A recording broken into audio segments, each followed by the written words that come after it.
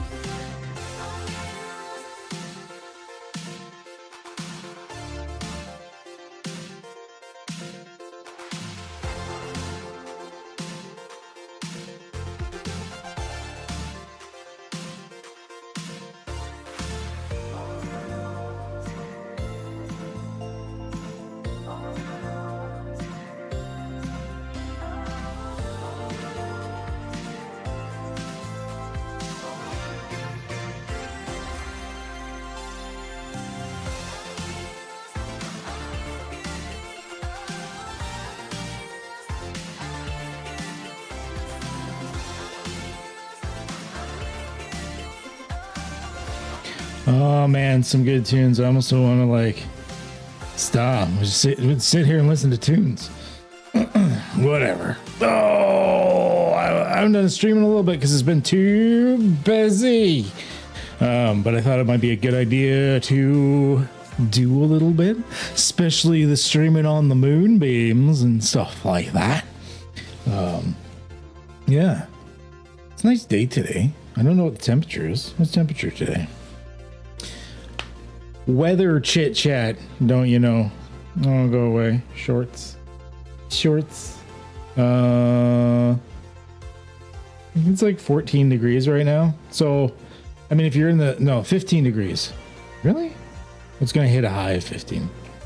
Not a bad day today.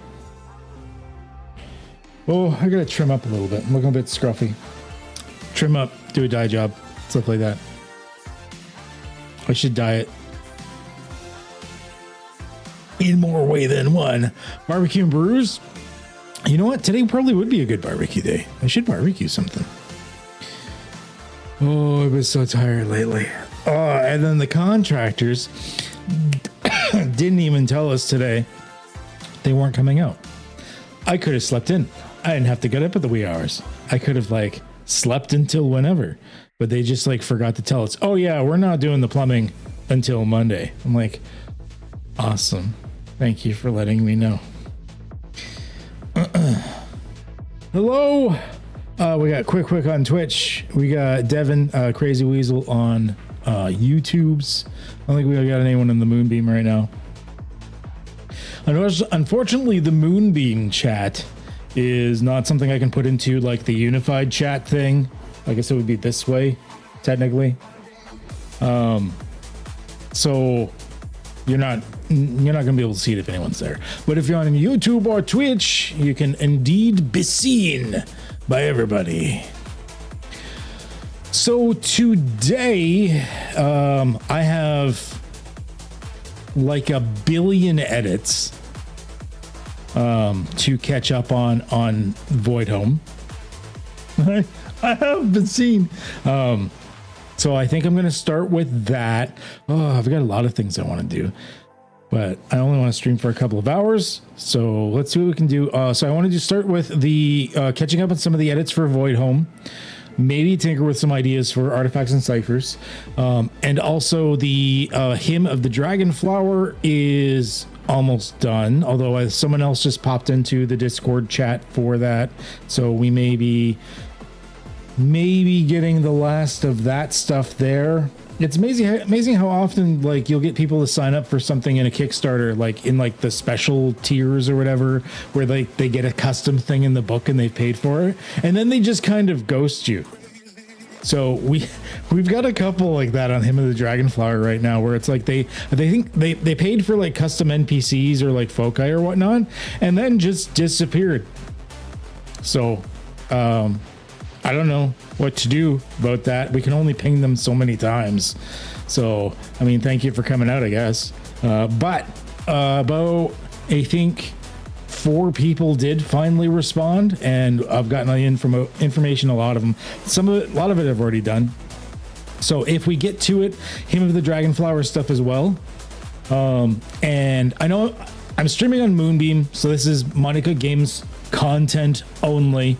So maybe I'll just switch it off at the end or something, but I do want to take a quick peek, not an overview, just a quick peek at, I got the early access for the new version of the Alien RPG, and I kind of, by Free League, I do want to take a quick peek at that. That's not Monica Games specific though, so I'm not sure if I can just cut the Moonbeam at that point and continue on with the Twitch and YouTube.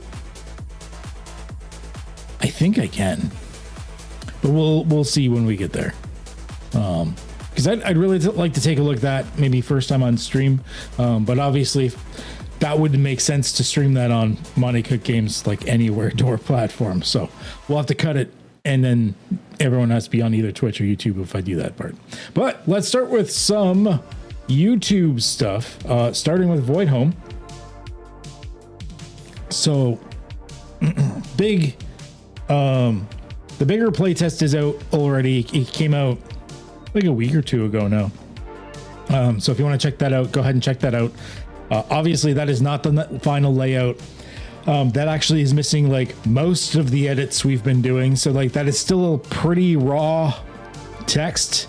And I will tell you what, Devin and Gus have been just fucking nailing it on the edits. Like, oh man, so many. So, the book is seeing a lot of improvements, especially like Devin, Crazy Weasel Gaming, Crazy Weasel there. He is exceptional at the actual like English language verbiage and stuff like that. And Old Gus is exceptional at the actual like mechanics and us reworking a few things in Cypher System just to streamline it and standardize it and make it a little bit easier to read. Between the two of them, it's been a godsend. In many ways, I'm almost thankful that the editor I originally hired just ran off with my money and never did a thing. Because these two have been chef's kiss, fucking gold. I love it. I should probably swear less, seeing as I'm on Monty Kick Games Moonbeam thing. I'm gonna swear a little bit, and I'm sorry about that. This is gonna be a little bit swear though. It's not much I can do about that. And this is Creemore apple juice. So call it apple juice for now. I'm gonna hide the lager with my finger. You can't say fuck, kid. I didn't say fuck, kid. I just said fuck. Okay, all right, getting it out of my system now. Have another drink of apple juice and then we'll continue.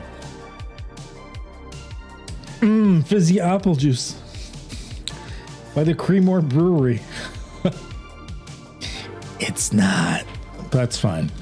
I don't think there's any issues with just like a brewski like that on anything that I'm streaming for, or streaming with, or an affiliation with, or their mom or grandma or someone's uncle's former roommate that dislikes it, or I don't know, whatever. We're dealing with it. Moving on.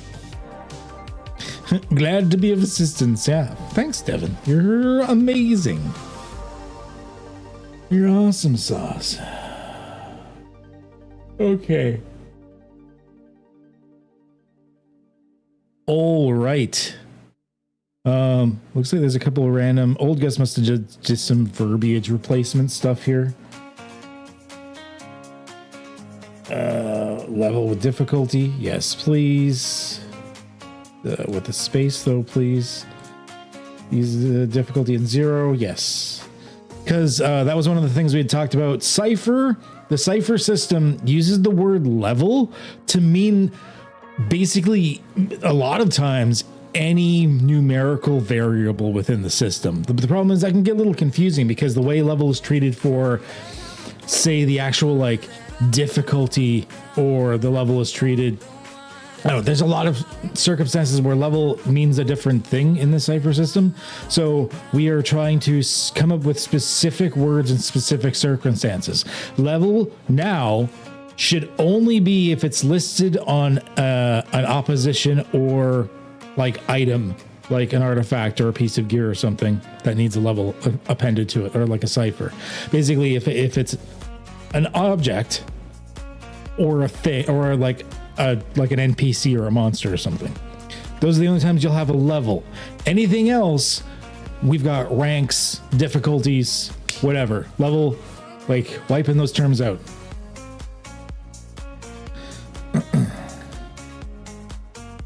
This is one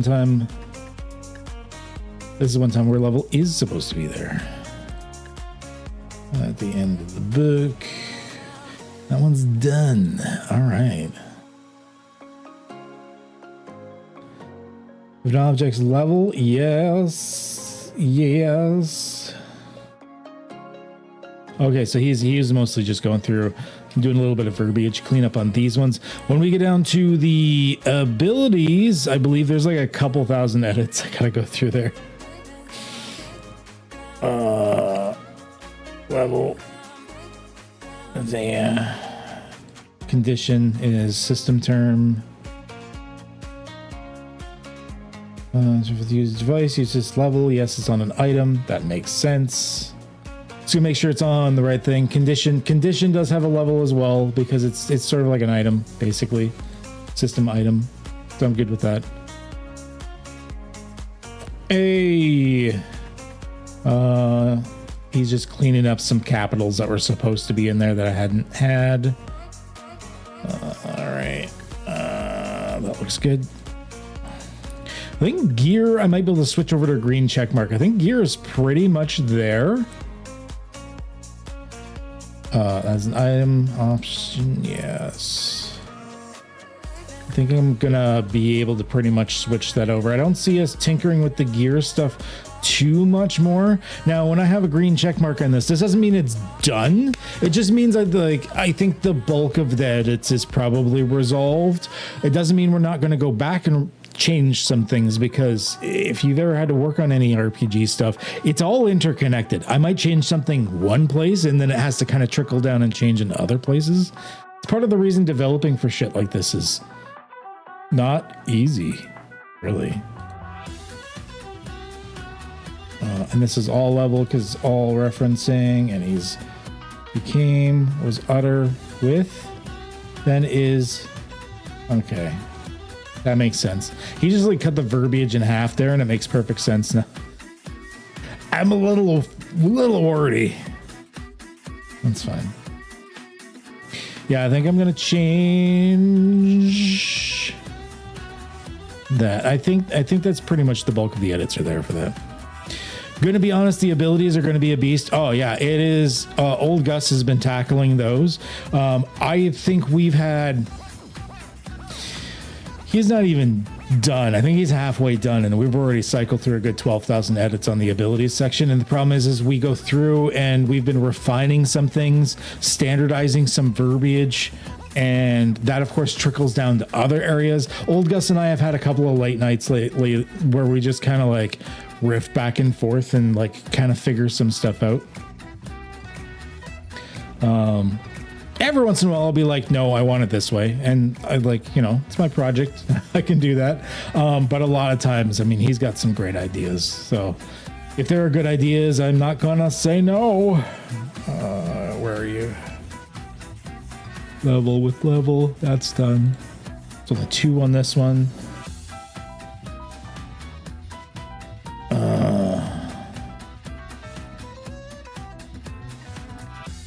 Oh, this is just formatted funky. Oh, okay. Thank you. Thank you. It's my big burden right now in my setting. Yeah. I feel so weirdly useless because like I've been hired to do editing on other people's books. And yet I feel so useless into the fact that I've done such shit here that I've needed this much help with editors on my book. I realize it's because you can't really edit your own stuff because I've been staring at these hundreds of thousands of words for like a year and a half. And it's easier to be critical of other people, but it's still, yeah, it plays into the imposter syndrome. Like, do I suck that bad? Like, it makes you feel like, should I have not been doing this? Some use these words to harm, to support. Oh, I see how you're reshape. Oh, that reads much better. Yeah. That reads much better. To calm wars. That gives a little bit of a gravitas to the sentence. Way to go. Get ready to finish with work for a while. So if you need help in the late nights, hit me up. Okay. Yeah, because you just got that teaching gig or whatever, right? And it's, I don't know, I don't remember what grade or whatever you were teaching. That is the SCS yields. Level, that's old Gus. Opposition list. I haven't really done much in this.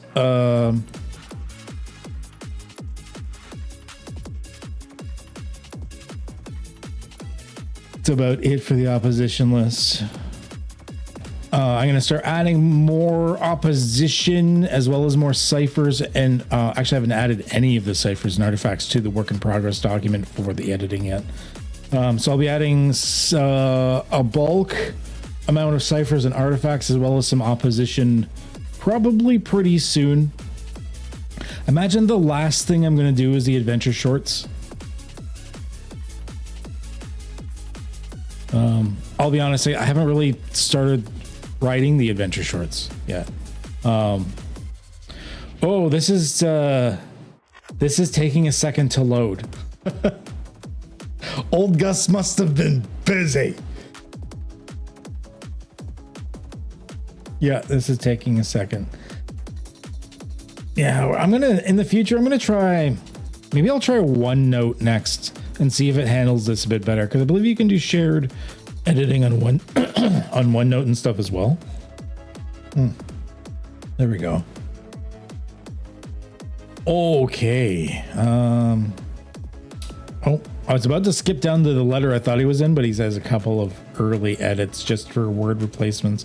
Looks like he just did a blanket like replace like level lowercase with level uppercase.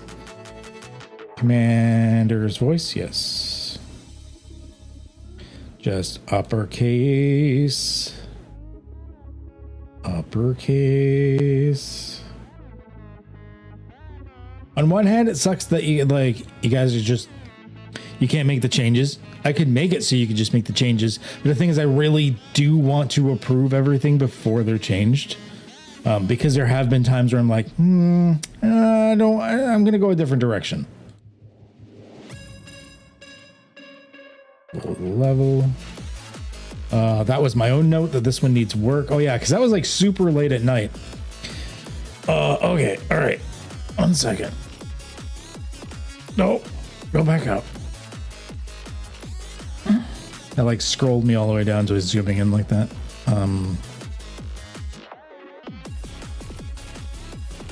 There it is. There it is. Okay. So hyper focused. I was trying to reword. So you can activate this ability as part of any step of a complicated task, getting an asset on that.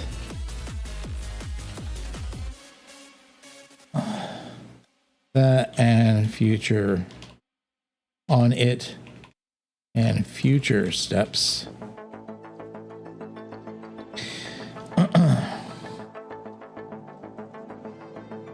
To gain 2 assets instead. So we had this as, we were thinking of doing this as an enabler. What's on the menu, folks, instead of boys? I am going through the edits for Void Home, trying to catch up. We're going to add a few things. We're going to look at a few things. Then if we've got time, we're going to look at some stuff for the Hymn of the Dragonflower that I was doing for people.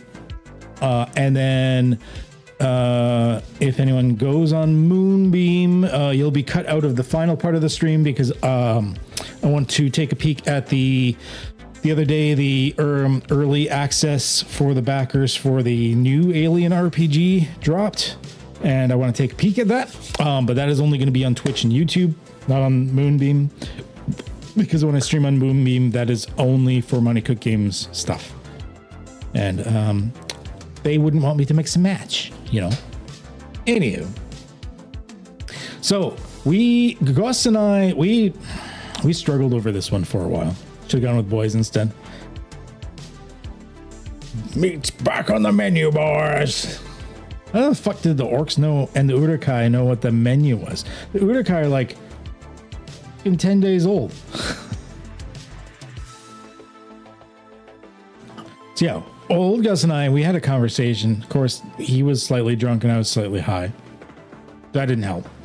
But it was a late night conversation. We went around a couple of things. We had it as an initiator at one point. We had this as a maneuver at one point.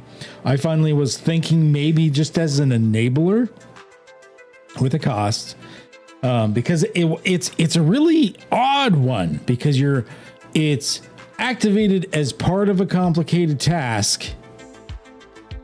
So it lasts for the rest of the complicated task unless you end it. So it's kind of like an initiator with a duration, but like, it's not with an initiator. Usually it's like an action to initiate, and like it's got a time to initiation. I mean, I could put the time. I do have other examples of time to initiation as an enabler. I'm still wondering if I should do that. I'm still kind of leaning towards that. Initiator with a time. Oops. Time to initiate as an enabler.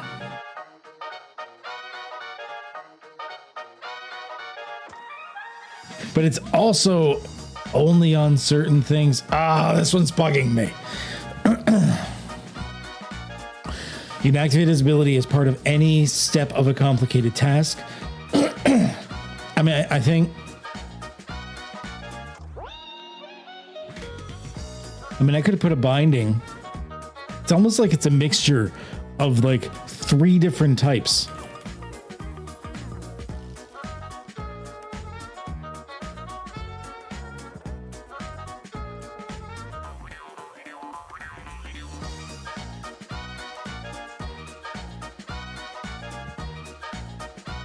Okay, we're taking care of this.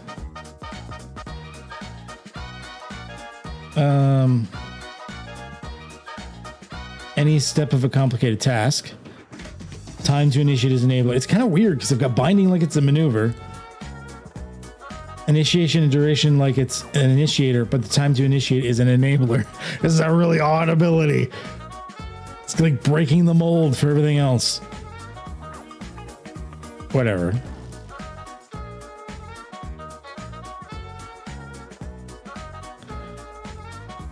You can activate this ability as part of any step of a complicated task, gaining an asset on it in future steps. This can apply effort. Oh, you can apply effort when you use this ability to gain 2 assets instead.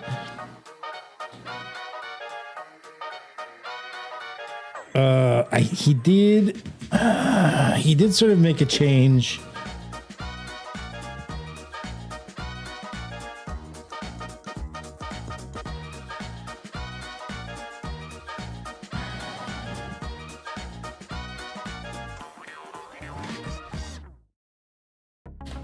Or you cancel it. Okay. All right. So you can only have it on one thing because if you use it again, it ends. It can last until the end of the scene. And then, of course, you can cancel it at any time. Would it be easier to skip over the any step part and just apply it to a complicated task at the start? Well, I want them to be able, like, if they've already started the task, like say you a week ago started upgrading your car and you did the first 2 steps of the complicated task for that, but then decided, you know what, I'm going to leave the later steps for it for later, because you can do that in Void Home. You don't have to, if you're using a complicated task that's like, say, a crafting thing, you don't have to do it all at once. You can just do it a little bit here, a little bit there. So if you can only initiate it at the beginning of a complicated task, which is like having to do each level of the task, so succeeding at level 1, level 2, level 3, level 4, etc., up to the level of what you're trying to do, or difficulty of what you're trying to do, then you'd be stuck. If you're already in the middle of the task, you can't do it anymore. So I'm thinking, so that's why I like the any step bit. So if you've decided halfway through working on the car, you're going to become hyper focused on working on the car, maybe the nuclear reactor as it's doing a meltdown or something. Yeah. Yes, you can.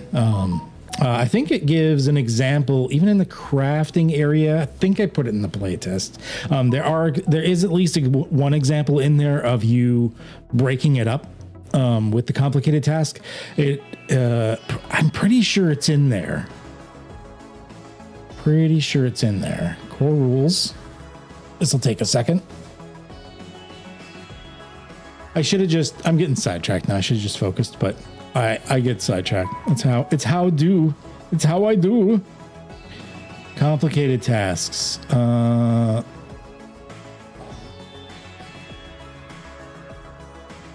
Was it in the crafting? I swear I had one Here's an example of crafting using a complicated task. So it shows them doing difficulty 1, difficulty 2, difficulty 3, difficulty 4, but they fail at difficulty 4 and they're like, screw this. So they decide to go rest for a few hours and come back at it the next day. They try difficulty 4 again. This time they succeed. And then finally they do the difficulty 5 to finish it off.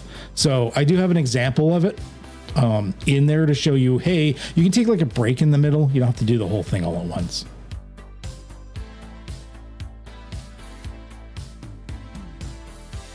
Yeah.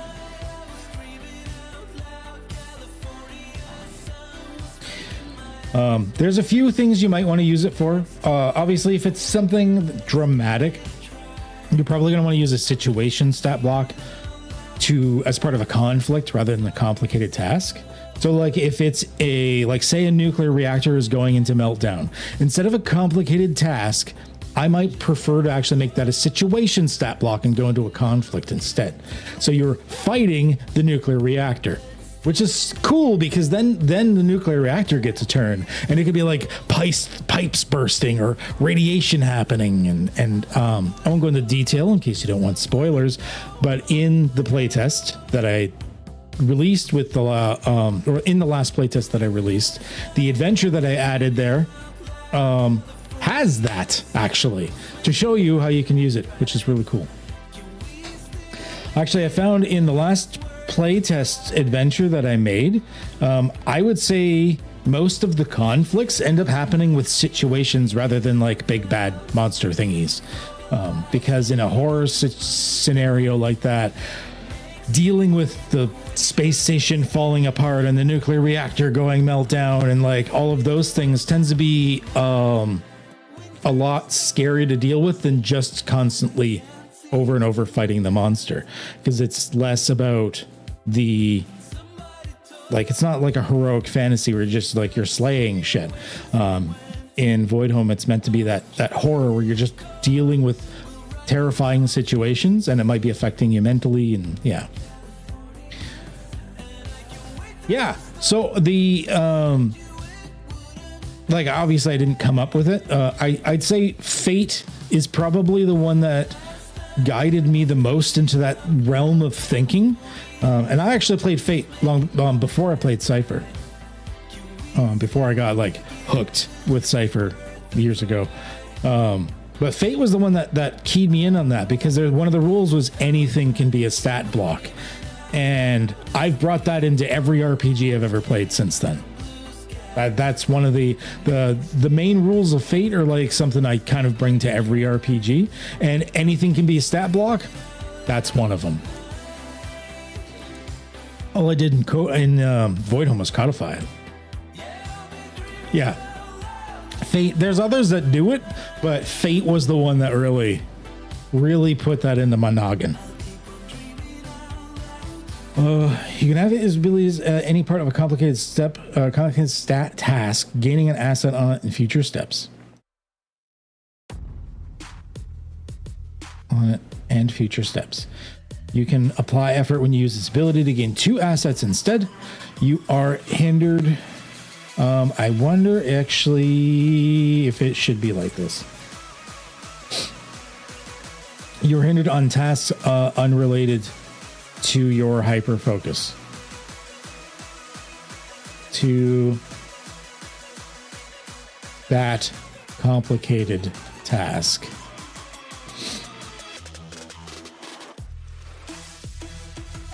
I think that'll work. Oh, I'm trying to sneeze. Stop. Okay, we're good. I think that'll work. Any step of a complicated task is the binding. Time to initiate enabler. Duration until the end of the scene. You can use this. Oh, all the dust from the construction is just driving me nuts.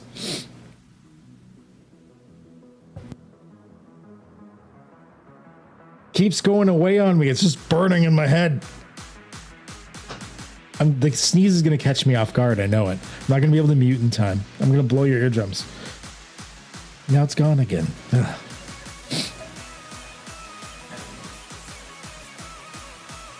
Okay.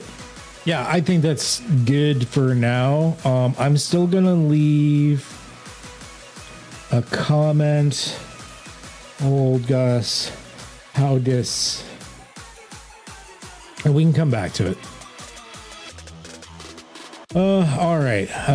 So he was just adding the highlights and formatting it. No, that is not the formatting, Gus. Number goes in with the thing. Okay, he added space. He added effect.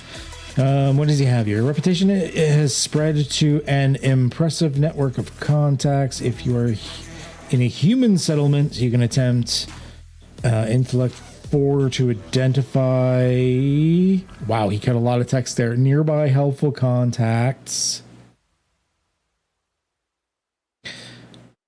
Okay, he's going to cut a lot of verbiage there, but that's pretty good. Just a couple of small tweaks.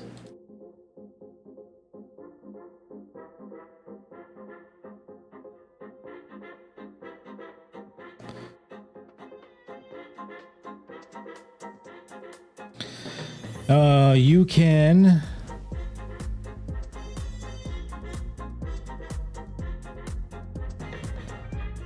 I'm going to put attempt and intellect 4. Yes, I think that's good. I also want to say I love your Cypher content. Numenera was the first game I ever ran as a GM, and now I've come back to it a decade later. Run for my current play group. Awesome. Love it. Numenera was, I think Numenera was the second thing I ever ran, oddly enough. The first thing I ever did was custom. I didn't do any of the pre-made settings. I did my own thing called Totem, which was sort of loosely based off of American Gods, but not at the same time. It was like a mixture of a few different things, but we had a lot of fun with it. That's one I wouldn't mind revisiting at some point. Oh, you loved that game? Yeah, you did. That was a really good one. You were like the hacker dude or whatever, right? Like the epitome of modern technology, because everyone represented a facet of, like I said, it was a lot like American Gods. It was somewhere between American Gods and Piers Anthony's Incarnations of Immortality. If anyone recognizes what those books are, loved those books growing up, even though they weren't meant for teens or adult books, but whatever. So he was like the incarnation of Taverson Tav. You were like the incarnation of like modern network technology or something like that. Yeah. Okay, highlight. Effect. You get an asset on tasks related to identifying the nature, function, or operation of any Estotech device. I like it. He makes it more succinct. The only thing we got to do is we got to change asset and tasks to capital. And he highlights. I like it. I like it a lot. I like it a lot. Okay, I'm in charge now. Highlights it for enabler. Effect, you gain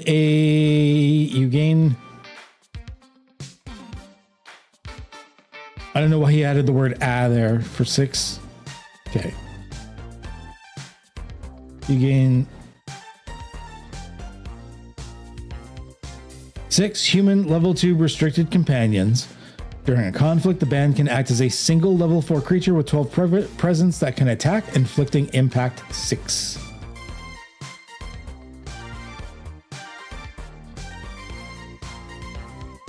Yes. Okay. Which is a fair amount of impact because of the way that attacking it works in Void Home, which is a little different than regular Cypher.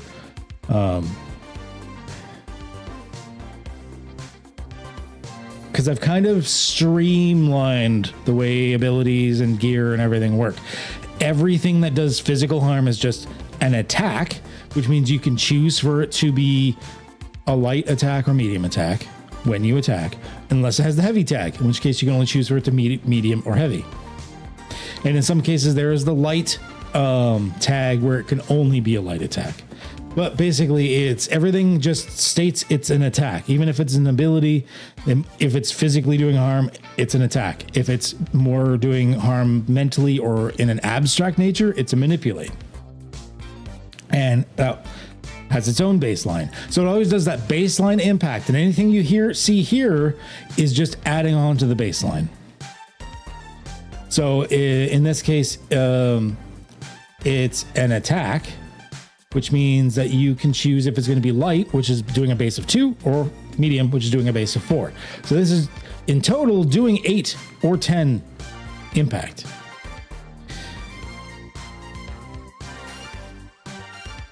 Immovable. We did that, so there's always a standardized baseline that you're working with for everything now. It's just might have a modifier. Effect.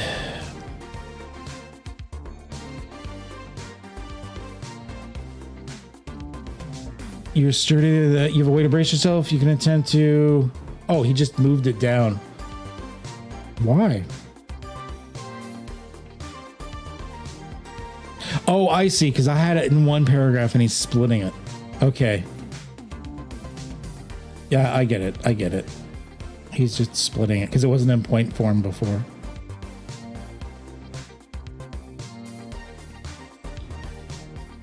You can attempt a might task, avoid being knocked down, pushed, or moved against your will. You have an asset on the task. Well, and your might pool increases by 3. Okay, that makes sense. I get it. I get it.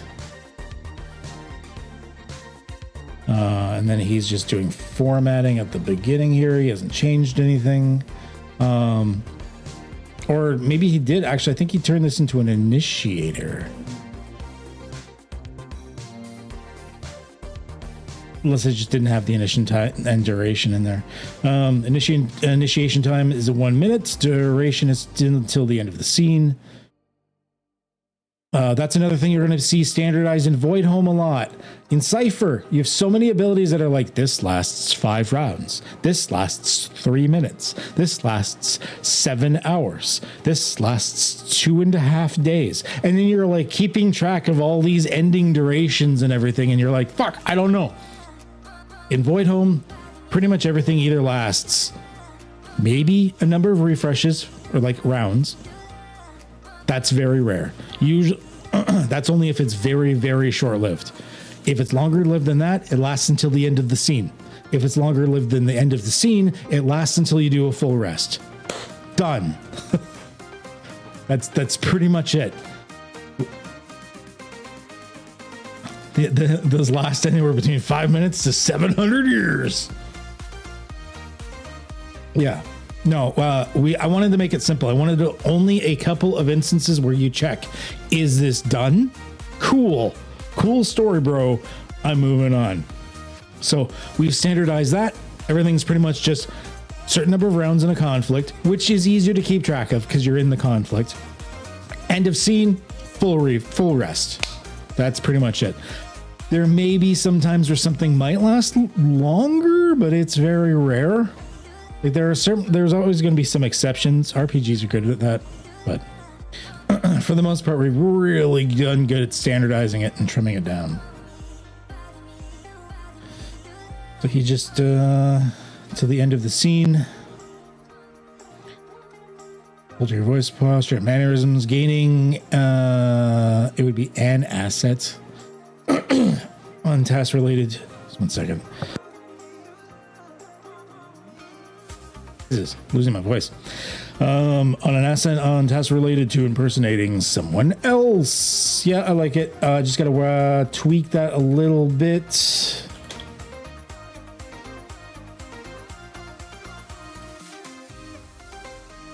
There we go. Yeah, that's the thing is, as much as we love Cypher, there was a lot of things Gus and I wanted to streamline. Because it's not that they wrote it badly. They didn't. Like, it's that they wrote it differently. They wrote the rules for Cypher in a very narrative way. There would oftentimes be a paragraph or two with the mechanical text in the middle of it, and then kind of like a little bit of an explanation or fluff text around it. We wanted to be a little more technical than that. Like in my background, I learned a lot of like technical writing. So the way I write tends to be a little bit more clear cut. In some cases, yeah, okay, maybe it seems to have a little less flavor to it, but I like a separation of flavor text or fluff text from the mechanics. I like a very clear separation from that.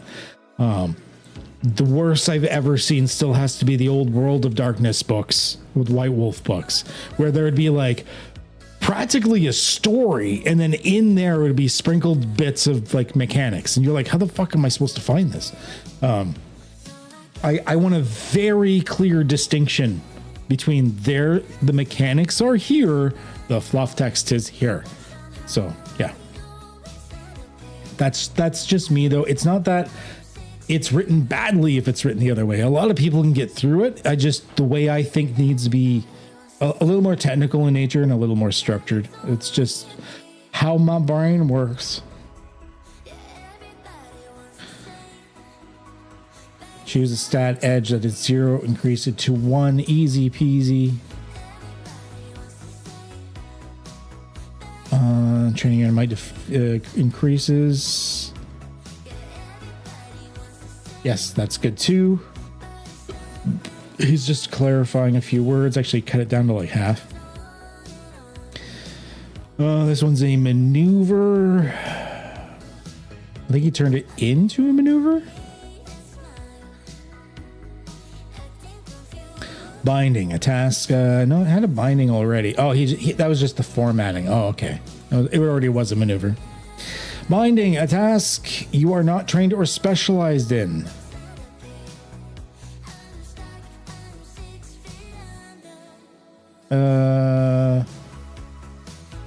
Yeah, okay. I can see why he'd word it that way. It does make a little bit more sense. I don't need to add the fact that with an aptitude.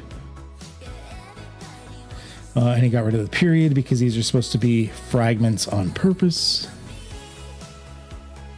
Effect, you gain an asset on the task. For example, a tool you cobble together, a sudden insight, or a bout of dumb luck.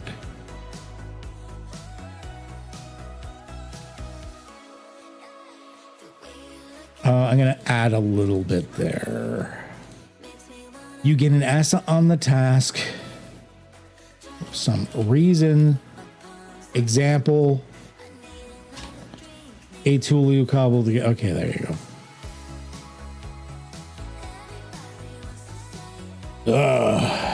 Okay. This one is an initiator. He's just doing formatting at the beginning. Make sure spacing is nice, which I appreciate because when I do the final layout, there's a weird foible in like a weird thing in Affinity where when I do the formatting on the tags, it wouldn't do a space before and after the word for me. So I'm having to add a space. I don't know if I'm just missing something. I'm like, there's gotta be a way. There's gotta be. I guess I'll keep for example. Initiation time, action. I guess I didn't have to write one action. That makes sense. Duration till the end of the scene. He's standardizing how the verbiage for the until end of scene thing. In fact, anything is a tool if you try hard enough. If you do not, if you don't, is he getting rid of? Okay, is he making it don't? That's another thing I have a knee-jerk reaction with. So he's changing things to use contractions, which in this case makes sense. It's removing words. You make enough things contractions, and you remove letters, then you could actually like start lowering the word count, like the letter count and everything like that, which is great. And in an RPG, it makes sense to do. Once again, I have a background writing a lot of technical documents, and in those, like back in college and stuff, that was railed into you. Don't use contractions. If you say like, you do not want to use this ohm resistance in this circuit, you never say don't, you always say do not, and they always like railed it into me for years. So I have a hard time. You will see in a lot of my things, I very rarely use contractions. even though I really should be. It's a weird little thing of mine. Now, a set of low-tech or high-tech tools, you can use nearby junk or scraps to create improvised tools. Wait, what was the last bit? They're only...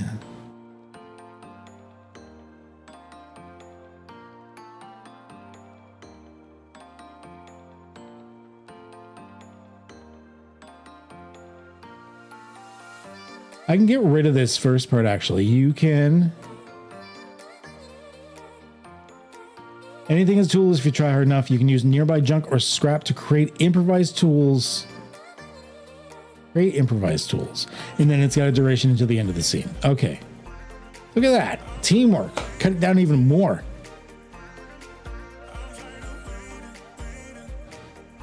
Effect. Put training. Space. Easy. It's an enabler effect. If you fail at a physical task outside of conflict, your first retry is eased.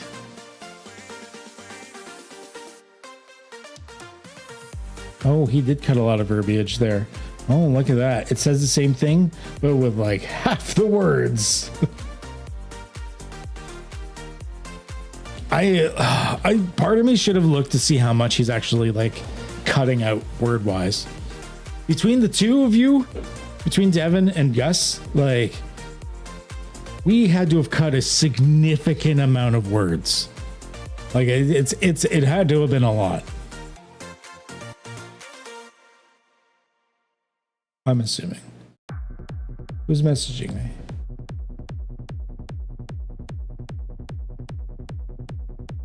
Oh. Terran.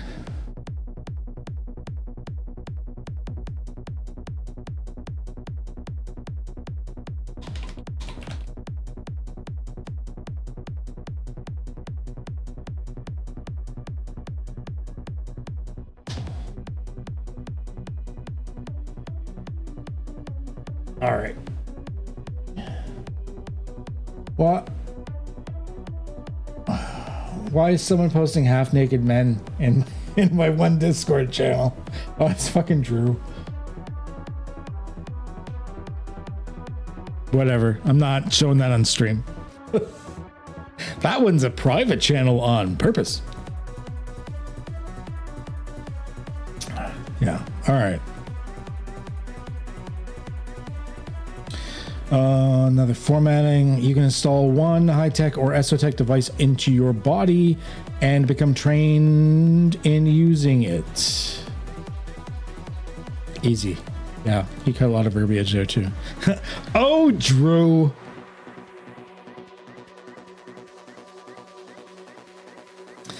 Next Thursday, we are going to give a playtest to my own custom system. Half Naked Men is it a reference to intense interaction? It's just so next Thursday we're gonna try my system that I've been creating.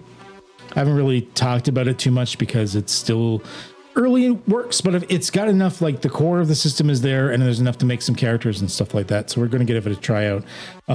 And we're going for it's going to be like this, like over the top 80s action feel. So he's got all these like hairy half naked men being like, yeah, fucking guns and violence.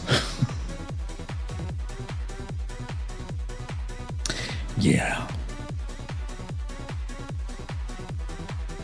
All right, instill peace. Oh, he just moved where action was, kept the formatting.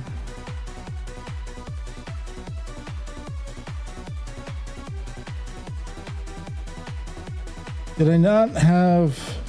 Oh, I did have the number outside. I changed that one up there for Sway for no reason. I know my own book.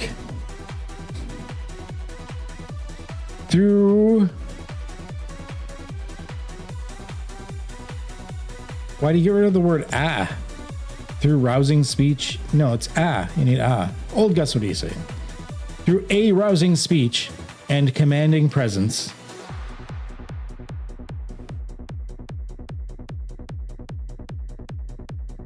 Through a rousing speech and commanding presence, you can rally your allies' resolve, lowering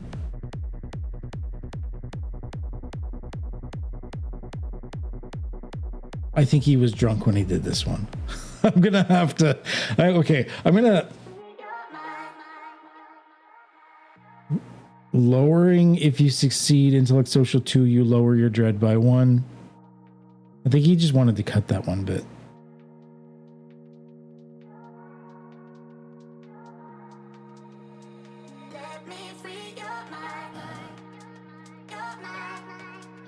You can apply efforts to lower the dread. Okay, I'm going to just type this one over from scratch. Through a rousing speech and commanding presence, you can rally your allies' resolve.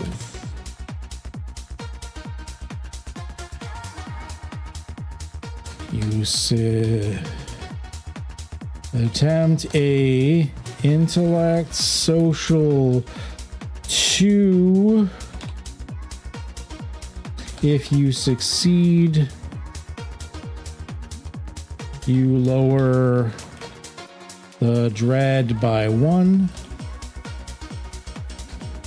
Effort to this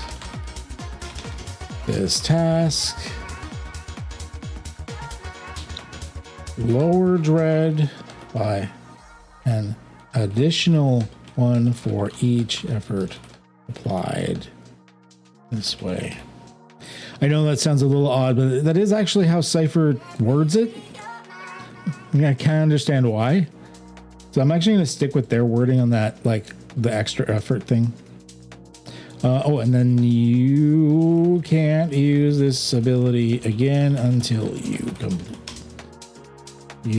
complete a full rest. Okay. And then let's just do this, or it's gonna get confused and just like it'll just like hide the comments without doing anything. It's a little fucky. It's a little fucky, not gonna lie. Okay, so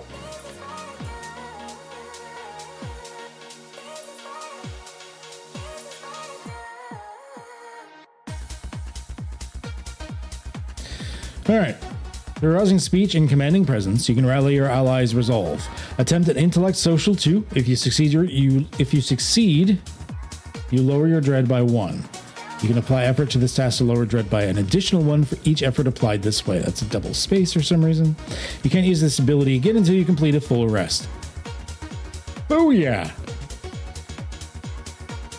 Sounds good.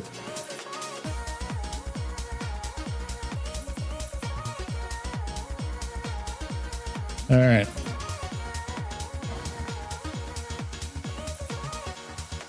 I've already been streaming an hour. My gosh. Okay. This is taking us a hot second to get through, right? Okay, this is just formatting. Instrument of Death. After full rest, you can choose a particular weapon as your instrument of death. Your attacks with that weapon apply impact +2, but all other weapons apply impact -1.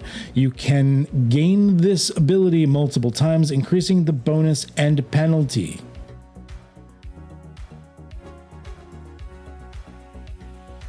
He doesn't say... Okay, I'm going to want to clarify a bit because he didn't say that it's by the same amount, which I used to have. So I'm going to accept this, but then we're just going to tweak it a little bit.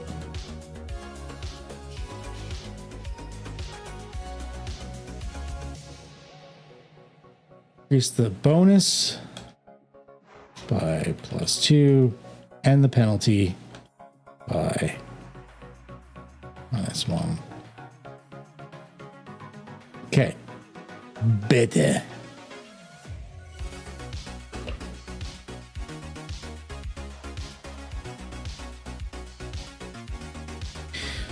All right. So this is an oh, he wanted to change this one So this one he did change from an action to an initiator. You can ask on task to use your social aptitude until end of scene.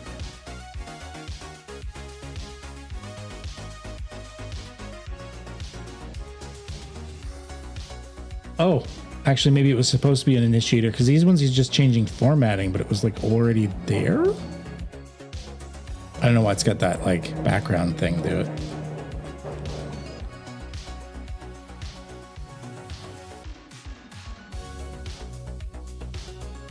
And we cleaned it up. It used to be for 10 minutes, but we changed it to end of scene.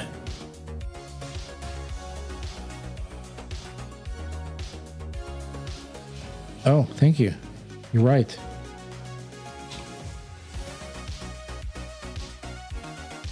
Thank you, thank you.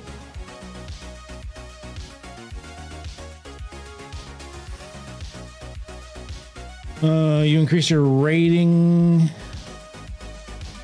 See, he's got to pick a lane. Are we using rating or training? I think we're using rating. I got you, bud. In a narrow aptitude that represents a specific... Okay, so he put in narrow for the verbiage because we clarified broad and narrow a little better. It's more codified now. Intimidating reputation is a maneuver. Looks like it already was. He's just formatting.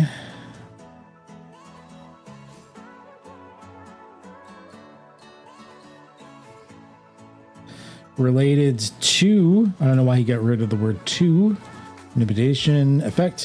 When you attempt to intimidate a group of targets that can understand you, attacks they make against you and your allies are hindered until an attack applies impact.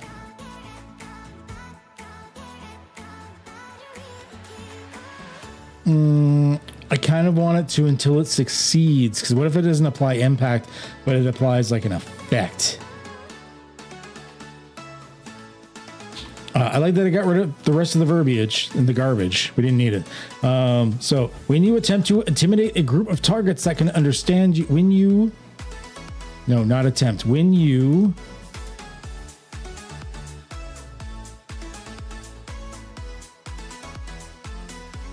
successfully intimidate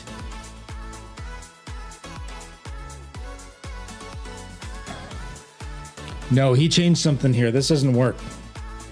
When you successfully intimidate a group of targets that can understand you, attacks they make against you and your allies are hindered.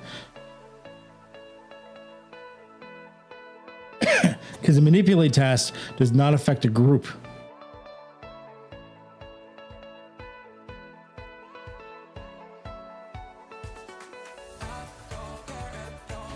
When you successfully intimidate a target that can understand you,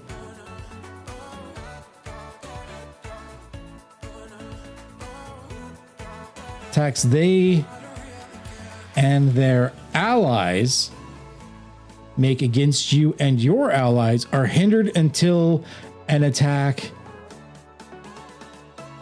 succeeds. Until one of their attacks succeeds.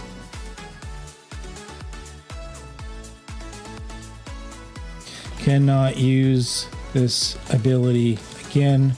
The rest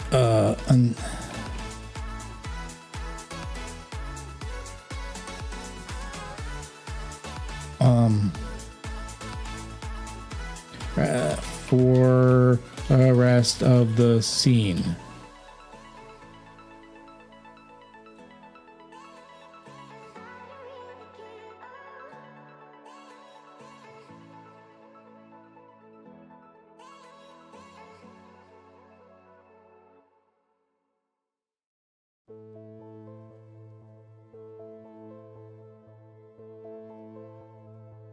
The target. Okay, so binding is succeeded a manipulate task related to intimidation. Effect is attacks the target and their allies make against you and your allies are hindered until one of their attacks succeeds. You cannot use the ability again for the rest of the scene. Okay, that's a little bit better. because otherwise it wasn't going to work, because a manipulate task is like an attack task. It only applies to a single target unless you have some sort of special ability. Otherwise, the chain that this is part of would not apply that. So that one needed to be reworked a bit. See, another reason why it is important that I can like say yay or nay. You can, so this is installed weaponry. You can install one weapon that isn't heavy as part of your body, becoming trained in using it.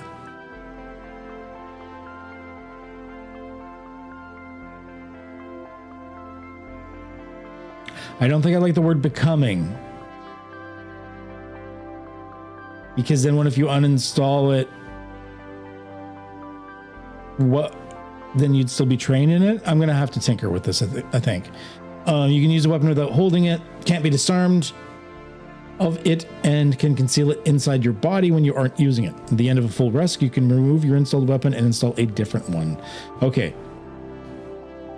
I like some of the changes he made. He clarified it a lot, but I do have to adjust a few things. You install one weapon that isn't heavy as part of your body. Using it as long as it is installed. There. Now you can't just like rapid fire being like, I'm changing out another weapon every day, but now I'm trained in all these weapons I wasn't trained in before. Hold on, Tiny Tim.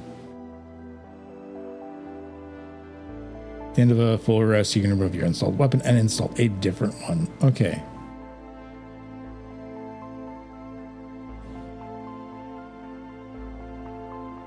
Yeah, that'll do. That'll do. Okay. This one is an initiator into the red. I believe this one is part of the has the right stuff focus. Initiation time and action. Duration until the end of the scene. Tab at a shotgun in his left arm. Yeah.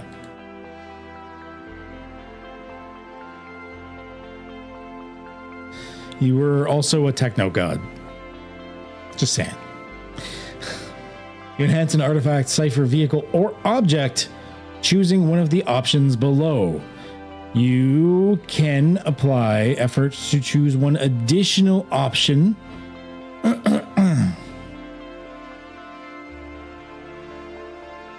You can choose each option twice.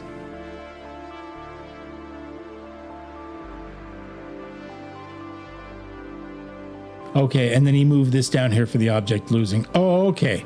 I thought he got rid of it for a minute. Increase range by 1 distance category.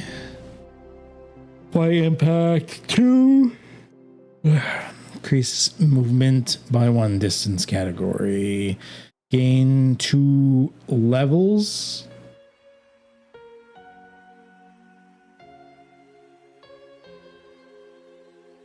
Okay, this should work because it is till the end of the scene. Gain an asset on any task related to operating it. Operation. Yeah, okay. That's not too bad. Let me accept it, see if there's any tweaks I want to do on that one, because that was quite... It's quite the lengthy one.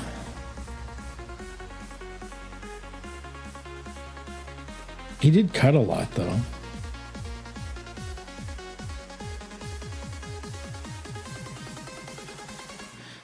No, any remove periods to make fragments, which is kind of what we want. Okay. You enhance an artifact, cipher, vehicle, or object,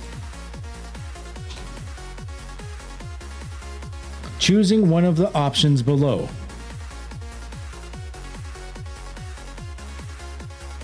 You can apply effort to choose one additional option. You can choose each option twice. Additional options.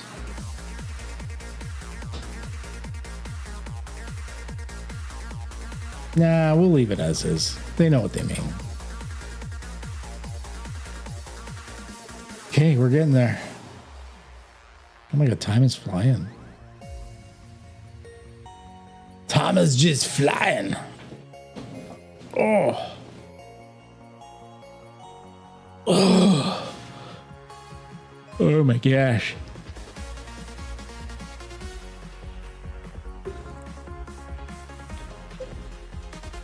My next class is about to start. It's been fun to see you later, Devin.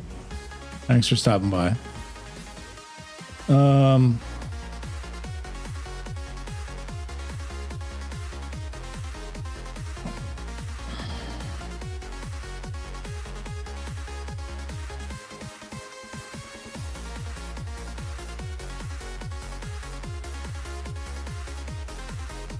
This is gonna have to change. I don't know what he's doing here. It used to be when you make a bite attack, you may choose for it to be a heavy attack. I think I'm just gonna change this to your bite attacks now have heavy.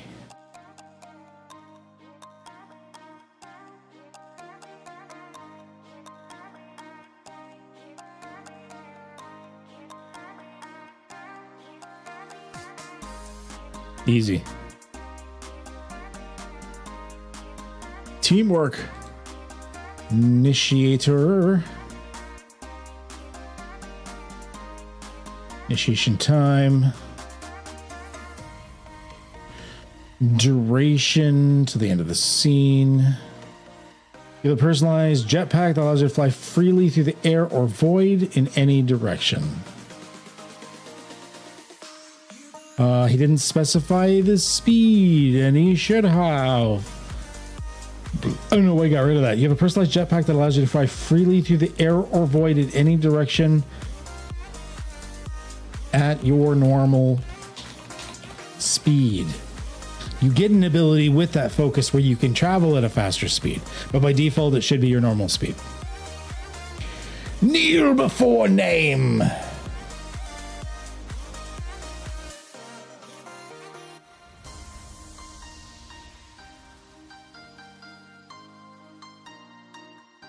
Very unusual, just modify the cost of another ability. I wonder if it wouldn't be better to just give a free level of effort and keep the cost higher. I'm still torn on free levels of effort. It always feels clunky.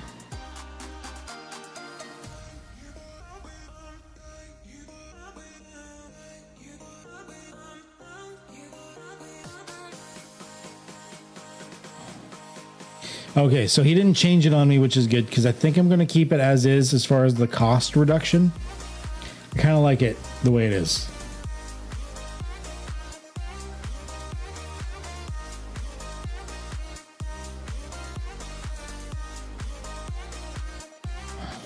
So the cost of using your You Dare Cross Me ability, which is going to end up being... format is reduced by 2, and you can apply effort to affect 1 additional target with it.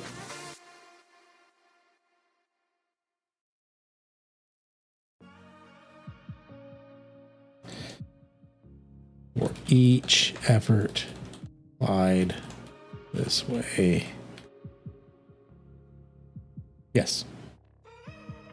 Nice skills he didn't train at all. You become trained in attacks made with cookware, for example, knives, cleavers, pots, and pans. I guess that one was Gucci.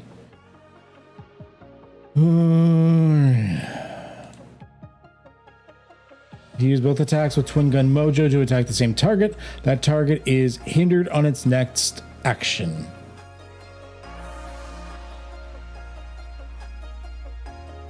Why do you put action? It should be attack. That's why it's cover.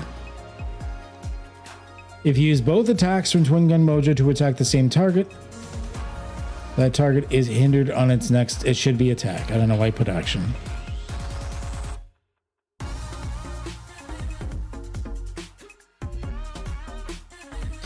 Enable you increase your rating with 1 aptitude.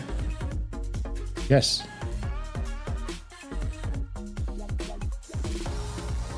Legendary Crafter. It's a maneuver. Cost 6 maneuver.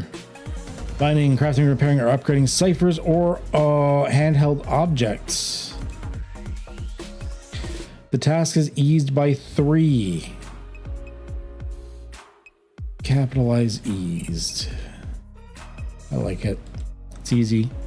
Light breather. If your oxygen resource oxygen depletes to 0, you can cause it to remain 1 instead.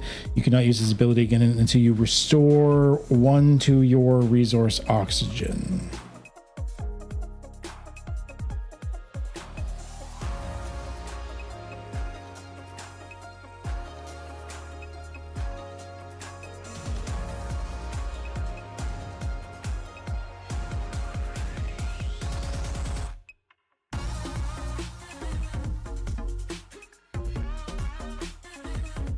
Okay, yeah, that'll work. It's not how I was originally gonna put stuff like that, but I think it'll work mechanically, and it does get rid of some verbiage.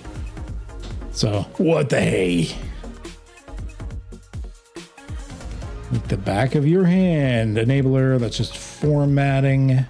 So all tasks related to a space vehicle. Capable vehicle that you own or have a direct connection with are eased. For example, repairing, refueling, locating a hull breach, finding a stowaway's hiding place, and attack or defense rolls you make using the vehicle systems or while aboard.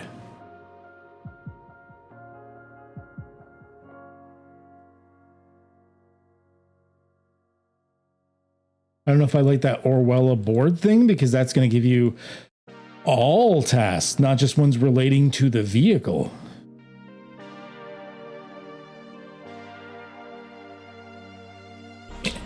Yeah, I'm getting rid of that.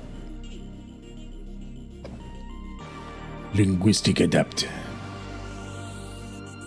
You get the basic meaning of most written languages you encounter. He made this a list. Okay, if writing is human, you spend 1 hour, must succeed intellect 3. If the writing is in an alien language, you can spend 1 day and must succeed in intellect 7. We can make this Ken.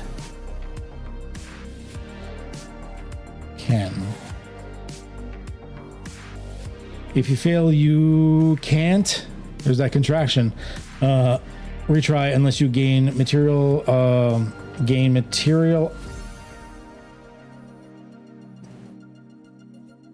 What?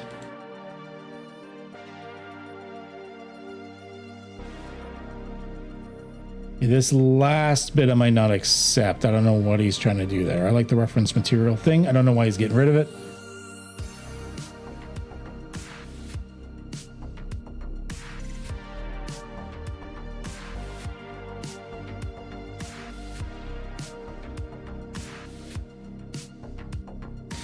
Fail, you cannot retry unless you can't retry unless you gain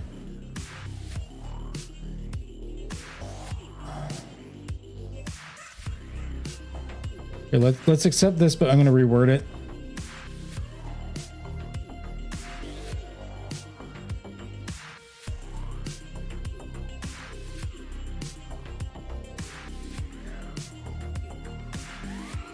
Mentor or reference materials. Okay. There we go. I like that better. Cost essence 1, liquid courage.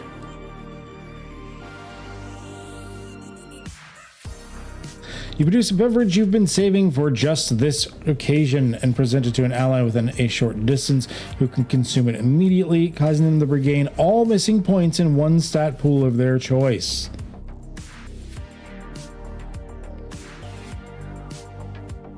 Yeah, I like the way you phrased it. It was a little less bulky.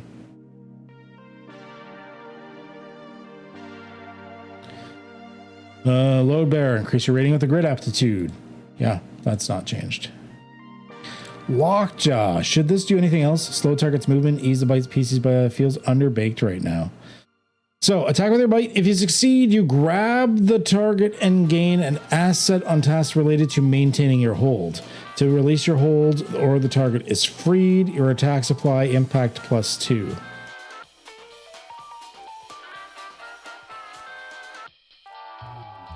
I mean, you're grappling the target, you've got an asset to grapple the target, and you're getting extra damage out of it, and you're getting an asset on those attacks.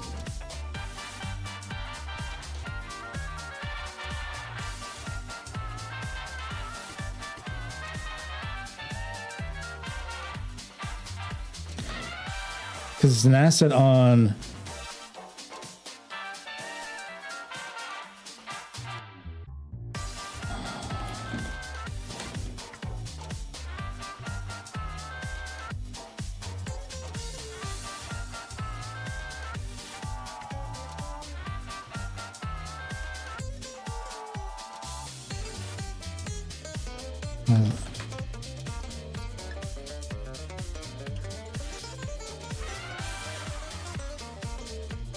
I think that's pretty good.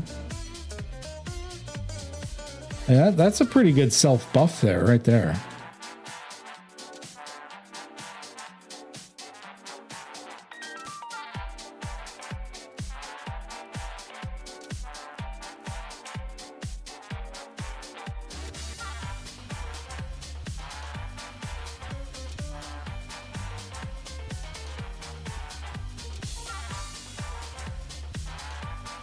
I'm going to do any attacks against that target.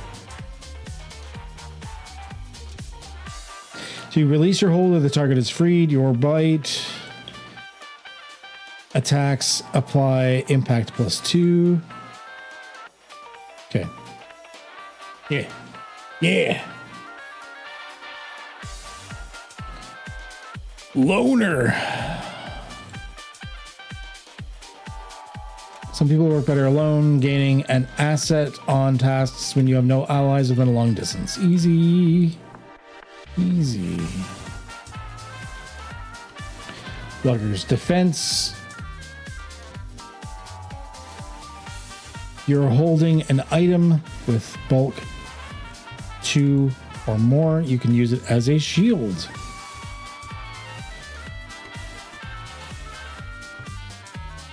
Lunging strike is a maneuver with a 2 cost of might. The attack can reach up to an immediate distance and applies impact +4. Yes. Yeah, I'm good with that.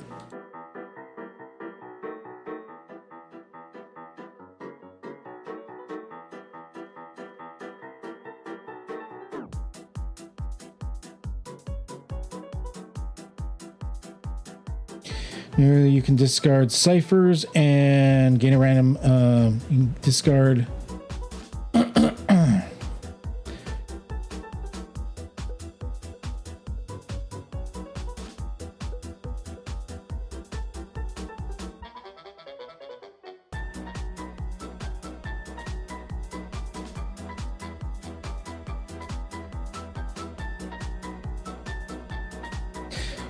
Oh, I see. Each time you use a recovery, you can discard ciphers and gain a random subtle cipher. Discard any number of ciphers and gain a random subtle cipher. You can apply effort to gain an additional subtle cipher. Yes.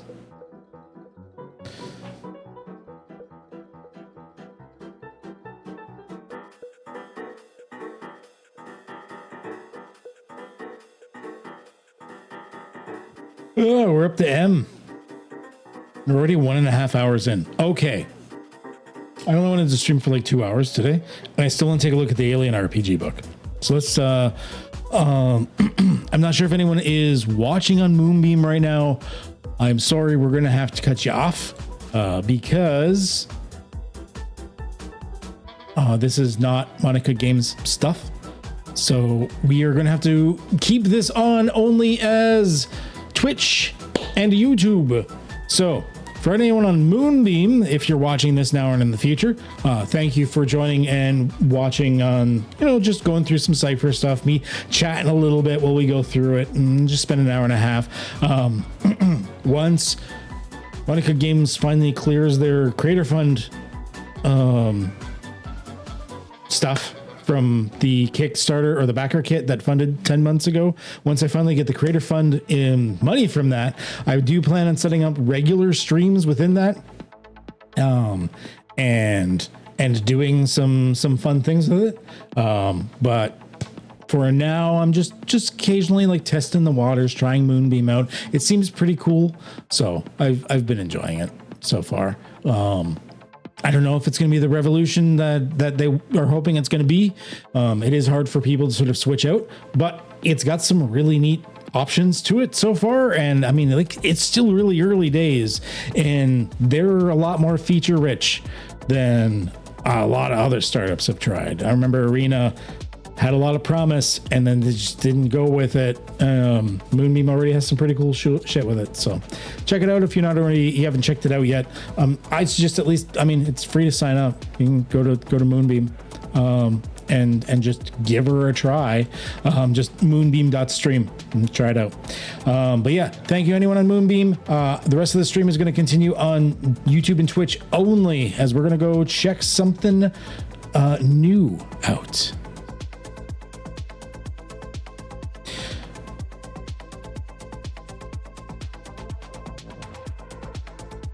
All right. I don't think that caused a blip. I think we are good. Like when I shut Moonbeam off just for a second, it's like offline and then online. And I'm like, what is going on? Theoretically, we're still streaming on the other services. Yeah. I believe so. Yeah. It says we're good. We're good. Okay. Let's look at some aliens. Shall we? All right. Well, let me get this set up. 1 minute.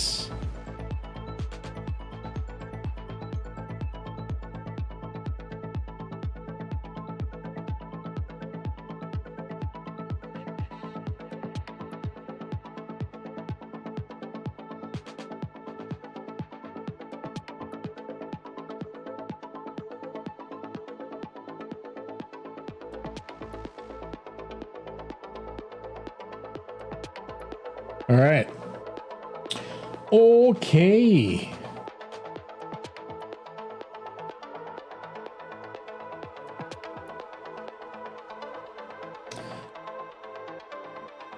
So this is the beta for the evolved edition of the Alien RPG. I backed it, actually, thanks to Lily, who insisted. I was just going to do the Kickstarter and like maybe the digital version. Lily insisted we're getting like the special edition cover with like the face hugger on it and stuff. Going to look super dope. But this is the beta of the new core rules for Alien. I don't know. I haven't looked at it at all, really, except for like the previews that they showed like on the backer kit or the Kickstarter or whatever the hell it was. I can swear a lot more now because I'm just on the Twitch and the YouTubes. Yeah.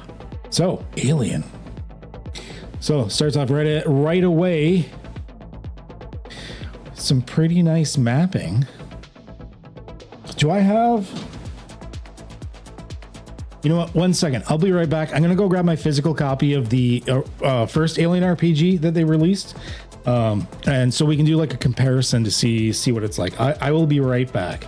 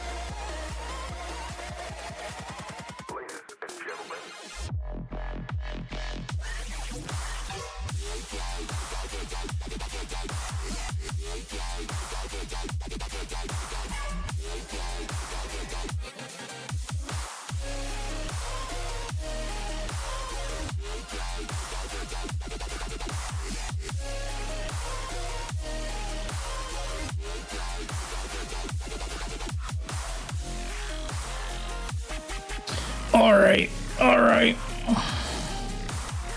Music seems like it's touch loud.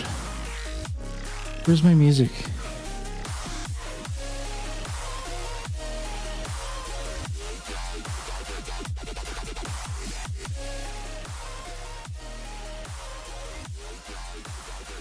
There we go.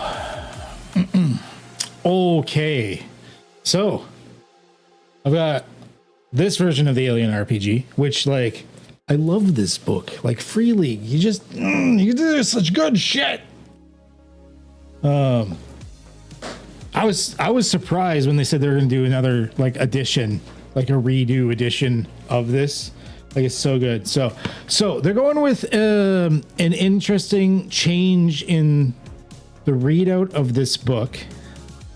So if you look, so like this is what the map looked like originally, as much as you can see it.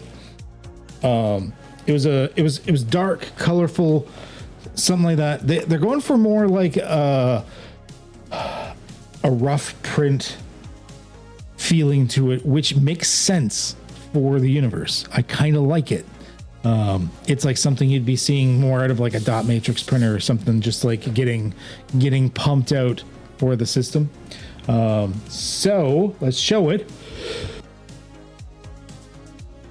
Oh, I muted just in time for that sneeze.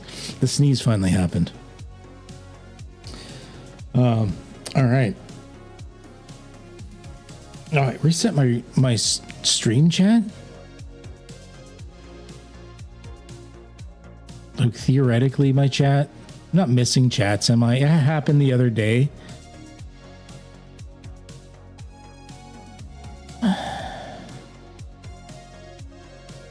Well, hopefully I haven't been missing chats. It says it got like reset. Like when I turned Moonbeam off midstream, it like freaked the hell out. So hopefully I'm not missing chats. If anyone's chatting, I apologize. I don't know what the restream is doing. Anyways. So, in the base book, like a lot of the pages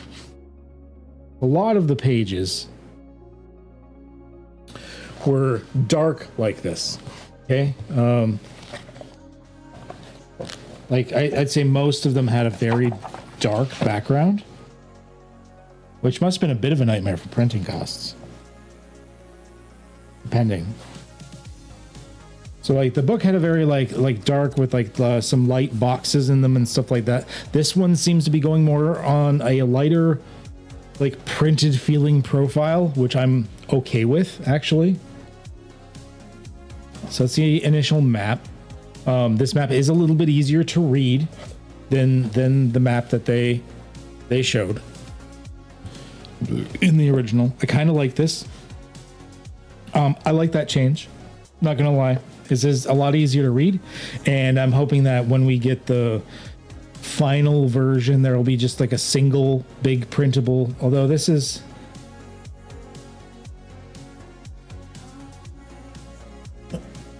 at full 300 DPI, so I could just rip both sides of these. Yeah, I could just rip both sides of these and then just I could use it in like a VTT or something. That's cool. All right.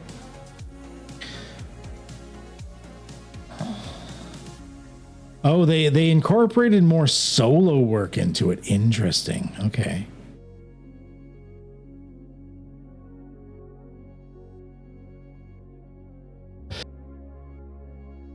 Jesus. Hey, Shadowmane, how's it going? We're taking a little bit of break from Cypher stuff for a while, which is why I stopped streaming on Moonbeam, and I'm just on YouTube and Twitch for the moment, because if I continued streaming the rest of the stream on Moonbeam, it wouldn't make sense, because we're now looking at a Free League product. So this was the original book, which was like chunky book, like it's a really good book, had like the tassel thing to it and stuff. Really good, really good. Now we are looking at the beta for the Evolved Edition, new one, the new one. From what I understand, it's more than just like retinkering a few things. They like reimagined some of the mechanics and then added some stuff. Like there's a whole section for solo rules now, so cool. Not that I do solo, but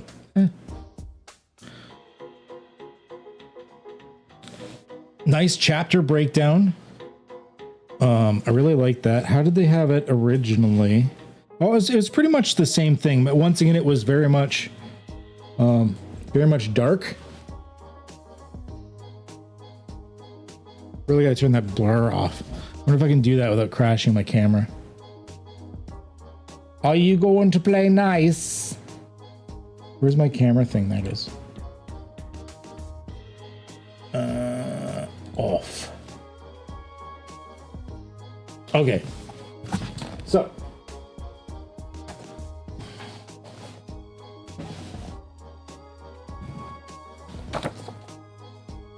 Yeah.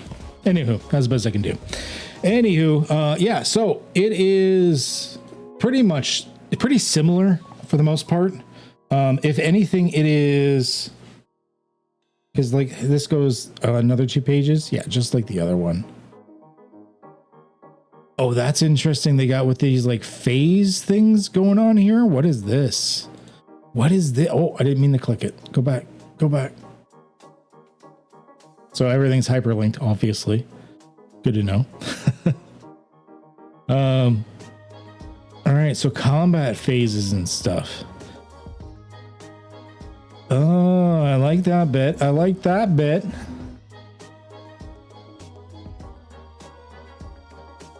Campaign play. How thick was this book originally? So this book got up to 392, but there was a lot of white space. There was a lot of white, like wasted, like white space. Not wasted, like sometimes you want it to be artsy.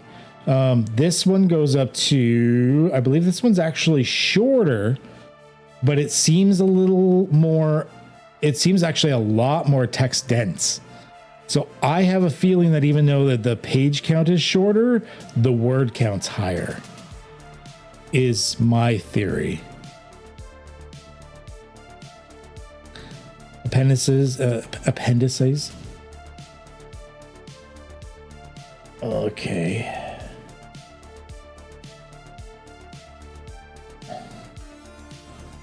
Last Survivor. Space is hell. Oh, so that's the art that they use in the first one, but I mean, why would you not? It's so fucking good. I can't lie to you about your chances, but you have my sympathies, Ash.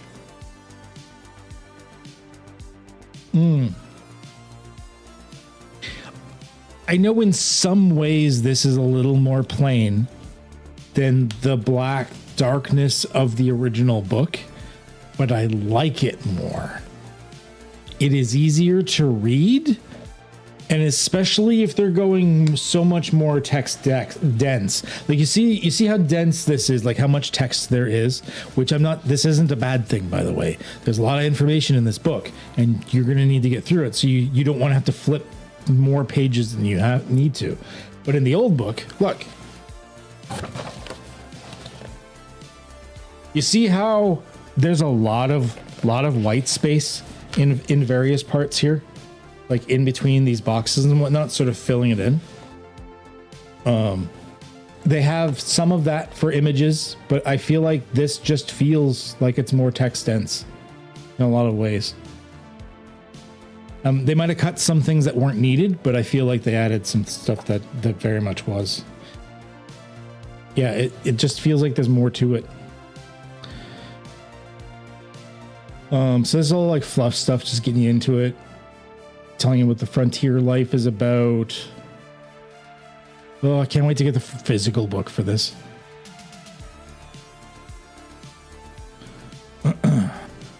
So this is giving you like a breakdown of some of the careers. I like the way they set this up here as well. Role-playing, game modes, key themes. Like it's very keeping everything content-facing, content-centric. I like it. I like it. Player players, the game mother or GM for short. Yeah.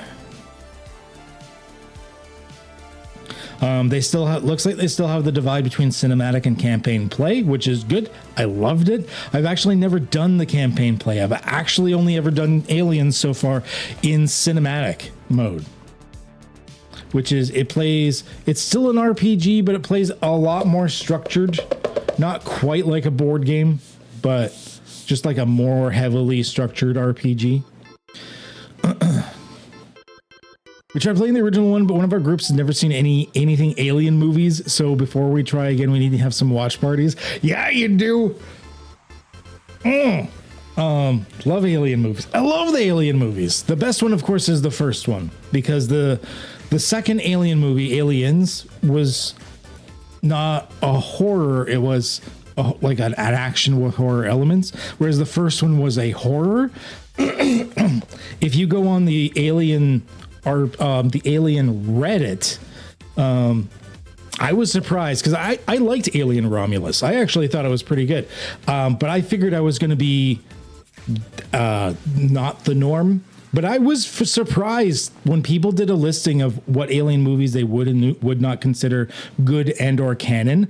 A lot of people actually said Alien, Aliens, Alien Romulus. We ignore all the others. I'm like, oh, a lot more people liked Alien Romulus than I thought they did. I personally liked it. I thought it was really good. It doesn't hold a candle to the first Alien, but I liked it. And I think watching Alien Romulus, and then Aliens is the way to go. Haven't seen anything since Resurrection, but plan to. Their movies, they're, I think if Prometheus wasn't trying to be in the Alien universe along with Alien Covenant, like if they were just kind of their standalone thing, they would be a fun little sci-fi, but like, I don't like them trying to explain things in the Alien universe. And I liked it better when it is shadowy and unknown. And Prometheus is one of those, the story can only move forward when people do something really, really fucking dumb. And I don't mean like just like one or two people, like in the original Alien of like forcing them to come aboard and stuff. That wasn't so much dumb as that was the programming for the synth, right? Like he was doing evil corporation stuff. It wasn't so much people were doing dumb shit. In Prometheus, the story moves forward because people are just fucking dumb. I like it on one hand, but I hate the fact that they could have written these like scientist characters a hell of a lot more intelligent than they did. Yeah, horror dumb. Exactly. They could have gotten around that. Whereas in Alien Romulus, I like that the main character, she's smart.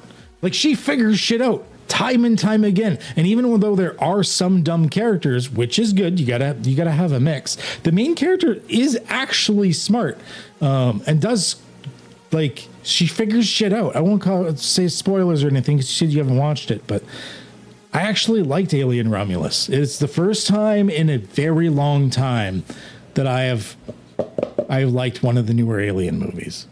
I'm still torn on the third Alien movie, to be honest. And Resurrection it was a sci-fi movie, but it never felt alien to me. So I've never been huge on Alien Resurrection. It was whatever. Anywho, I'm a big Alien fan. If you can't tell, I'm fucking deep into that shit. Anywho, back onto this. So I'm really liking the way they're breaking things very, very content controlled, page facing, everything like that. They're going right from the get-go, like how to play an RPG. Card system for drawing initiative, because it does use a variant of the Year Zero engine. Really, you're gonna make me fucking moderate this shit? I didn't bring up Twitch to moderate it.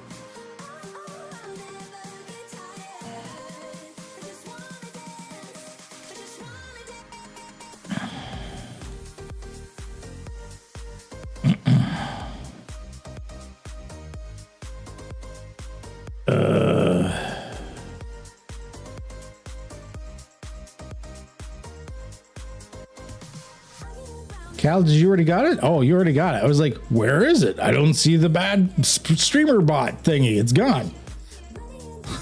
Okay, thank you. Unfortunately, it doesn't clear it from restream. Can I clear it?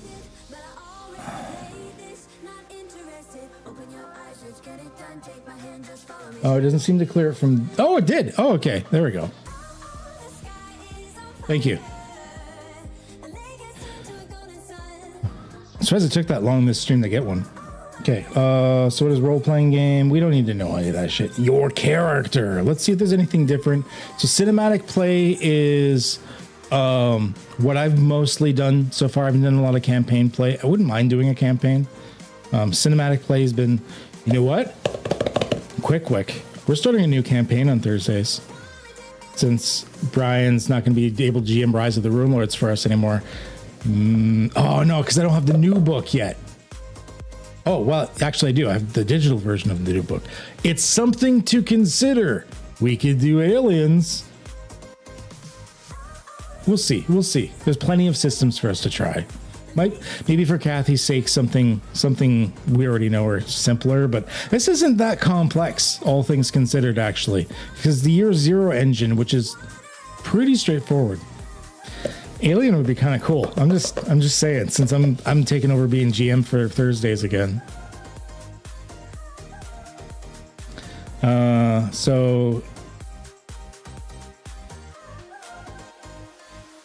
So they just go through. Cinematic play is basically meant for like one shots or shorts, whereas campaign play is for long-term campaign.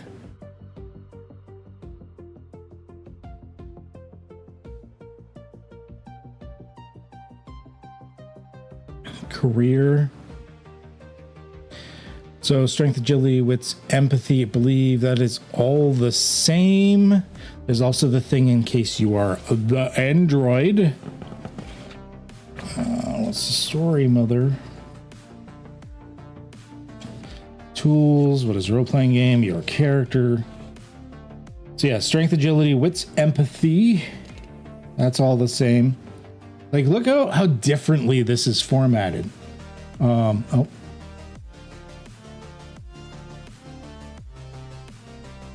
Okay, so like you see the attributes there, and like how it's showing you like the thing about your career, and like look how like easy that is for the flow for the text, and how well it is to read. That's what it looked like before, which is cool looking and all. But like, there's like all that random space around it, and then there's like the high contrast between the black background and then the light boxes and stuff. It was a neat idea, and there was some stuff I liked in it. But I found that I don't know what is about it, but it felt chaotic to try and read through. I know in some ways this feels more plain. Oops, this one. But I like it. I think it's pretty good.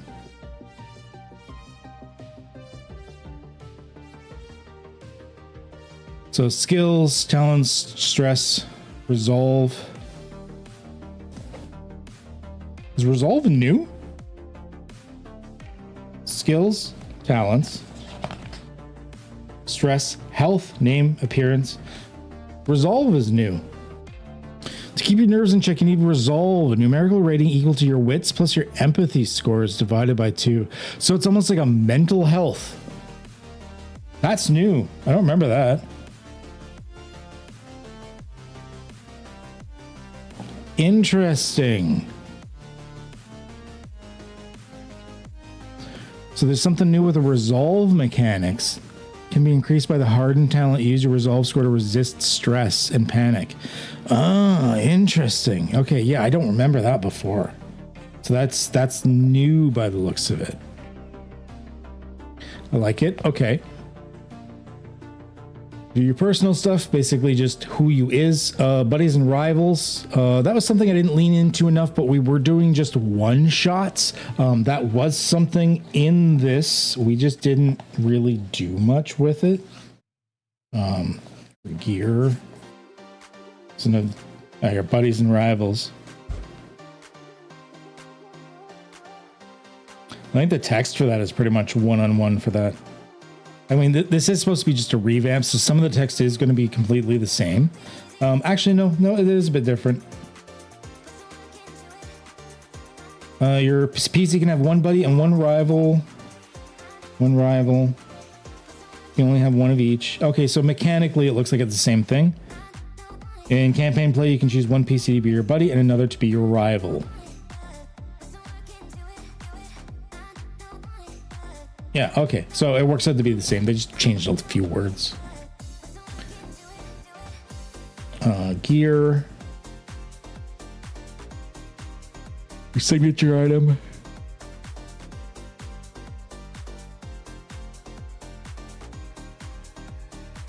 Encumbrance.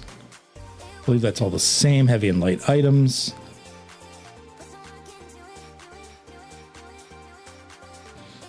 Consumables.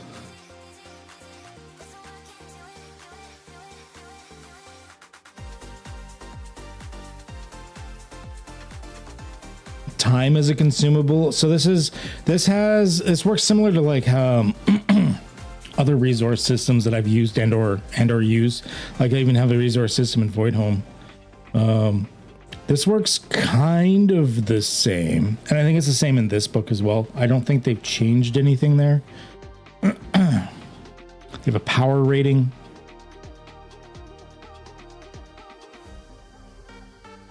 Time is a consumable. That's interesting, though. The GM of the adventure text sets the timer at a certain number of minutes. After each combat round, a supply roll is made for each alien thingy. Rolled, the number of minutes remaining is reduced by 1. So it's kind of like a doom clock. I almost kind of wish they just used doom clocks, because it's easier to visualize when you've got the clocks with the little like pie-shaped bits to it. Instead of just having time as a consumable. But I mean, that's basically what it is. We could even just physically make a little doom clock on like a whiteboard or something and be like, scratch it and be like, oh, another pie is gone. There's only 12 sections left. Like something like that.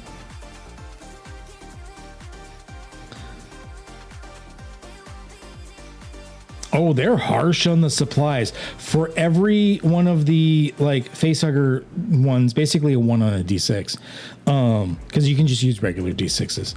The supply rating of the item is decreased by 1, so it is possible for you to like rapid fire run out of air, ammo, or power if you end up rolling lots of dice.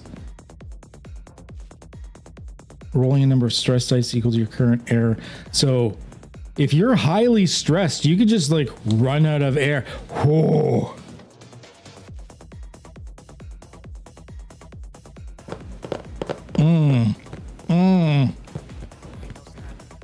Gives me some tingles, some ideas for stuff I want to do. I like that. I like that. 1 second.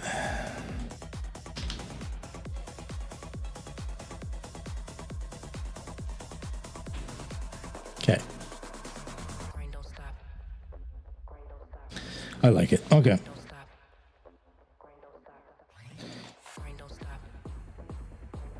NPCs don't do supply roll outcome. We give you a little chart for average supply roll stuff. Cool. Developing your character. So there's like a checklist in getting experience. For each of the below questions, you reply yes to, you get 1 experience. Oh, cool. All right. I like having the checklist. I should do something like that in Voidhome. Stress means you start hyperventilating and use up your air that much quicker, right? Yeah. I really like... Did you play in any of the alien one-shots with this? Quick? I forget. But I really like that stress is a double-edged sword. So stress actually gives you bonus dice when you roll things.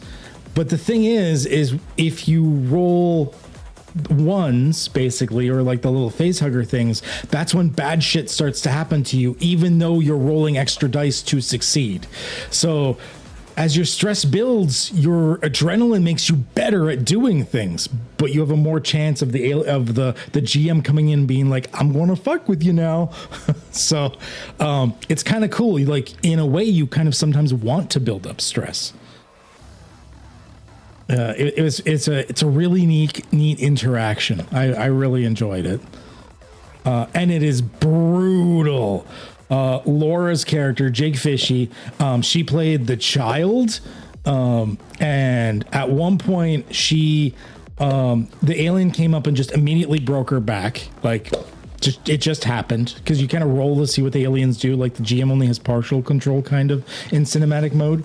Her back got broken. She was paralyzed from the waist down. She's underneath the alien. The alien's about to kill her. Someone, I think it was Drew's character, walked up with a shotgun, shot the alien, not thinking about the fact that he's shooting an alien full of acid blood over top of the child. And there's like a spray back that happens when you shoot the alien in the system. And so she's there. She's now covered in acid. She is paralyzed from the waist down, but somehow rolls that she's still alive. It was so brutal. Oh, fuck. And you got to play smart, because the aliens, like, if it's like a full-on xenomorph, like, if they come up and they roll and you roll like badly on what action they do, they might just kill you. Like, you're just dead. But admittedly, if you're playing in campaign mode, you should be encountering something like a xenomorph very rarely. 99% of the time, you're going to be dealing with like asshole corporations, synths, marines, stuff like that. Actual aliens is that special occasion. Oh, Marine. So they start with one of three. So, they make this a little bit easier to read out, I think, for the starting characters. Let me find the starting characters. Developing your character.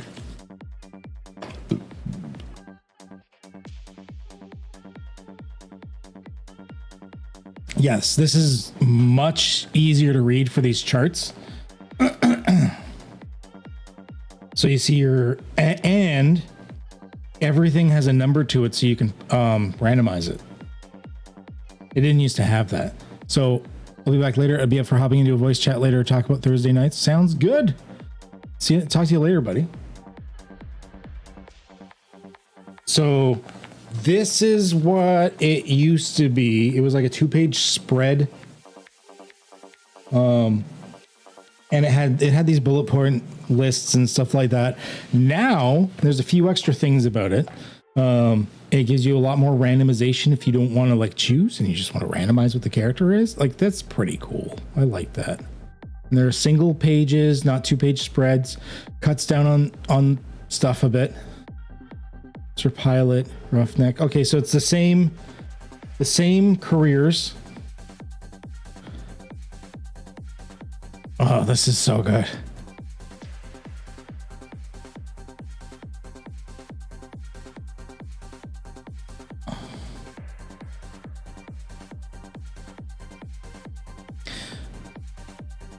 Yeah, I'm gonna have to sit down and comb through this. I didn't want to go on too long. It's already 2-hour mark, and I kind of didn't want to go too far beyond that. But I did want to go through some stuff in it. Then you got your general talents. You can get talents as you level up. Yes.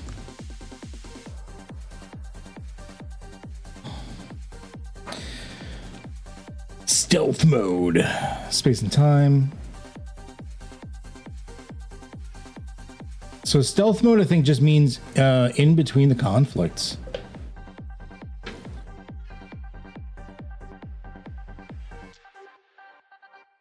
Okay, so this is in cinematic mode. Even when you're not in a combat or conflict, you still kind of play it like you are, except that each round is more like 5 to 10 minutes long. Yeah, unit round. So each you'd be playing it in stretches rather than rounds. Yes.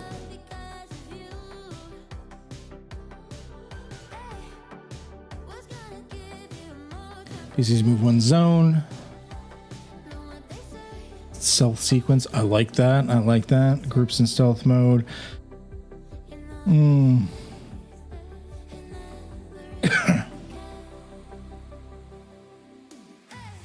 Right, because Year Zero has the full actions and quick actions thing.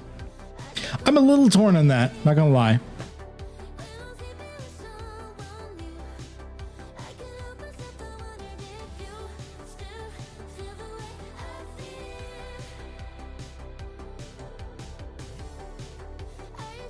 Panic rolls, mental trauma, other hazards. Okay, I want to do a devoted stream to this. Taryn's about to get a lot more time in her hands.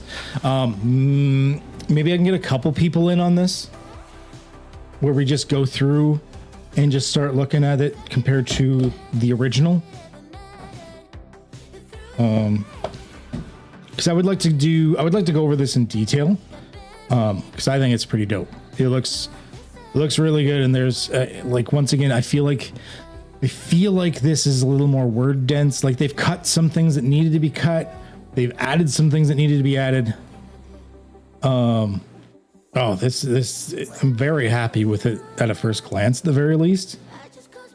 Like, once again, theoretically, okay, it is technically a smaller page count, but I feel like the word count is higher. Not that that matters. There's plenty of games I love that have a very small word count. But it just feels like they've really crammed a lot in here, and I'm very happy so far. Okay. Yeah. I didn't want to show all of it. Like, some of it is just me reacting. I didn't want to show all of it because, like, I mean, I'm not sure if they have any requests on us showing it or not, but yeah. All right. I don't get a ton of people watching right now anyways. It's been kind of a slow day, but I mean, it's like the middle of like a weekday, so I wasn't expecting anything too crazy. Nope. Go away, watch. So I think that is going to be it for me for today. It is over the 2-hour mark, and I'm kind of hungry. I want food. And I'm sure Lily will be screaming for food soon anyways. So we're going to leave it there. I am going to see if I can set up a devoted stream to go through that, and possibly with some other people, and see what it's all about. Okay. That's about all I got. I don't really have any announcements or anything to make right now. I've got a billion projects on the go, and I'm just so tired because of the contractors. So I'm just going to say, as always, stay healthy, stay safe, and have a good